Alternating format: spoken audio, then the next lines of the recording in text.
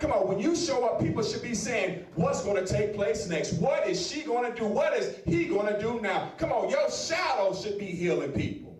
Yeah. Boy, y'all gonna catch that in a minute. Come on, somebody say I'm anointed.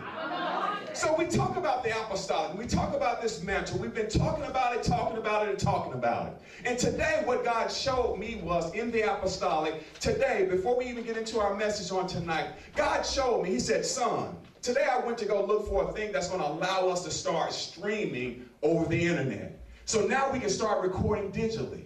So as I was going out into the store, went into Best Buy, the first person I walked into was the manager. And when I talked to the manager, I said, sir, I'm looking for this. He said, okay, let me take you over to these two gentlemen. These two gentlemen should be able to help you out. So I went to talk to them too. They heard what my requests were. They both searched diligently to try to find what I was looking for. Then they said, well, you know what? This isn't what you're looking for. Let me take you to somebody else. Now listen, I had 3 people assisting me. One person, one request, but 3 people helping me. And as we were walking to the place where they finally were able to show me what I needed, the Holy Spirit chimed in and said, son, whenever the Father tells you to do something, follow his blueprint, because I already got people lined up to help you. And it should have been just one person, but God said prophetically, I'm letting you know, if you follow my blueprint, I got people that's in hidden places that's waiting for you to follow the instructions of what the Father has given to you, and everybody's going to line up and say, what can I do to help you in this vision? Come on, saints. See, you got to understand, you all have been sent here for a reason.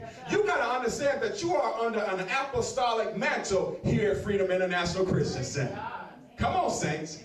Y'all gonna catch this in a minute. When you talk about the apostolic, and we're getting ready to get into the lesson here, but apostolic or apostles govern affairs that deal with the government. We have too many times been trying to operate in places that we don't even have any business operating in.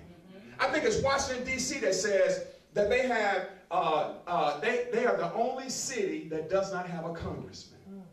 Which means they had, they call it taxation without representation.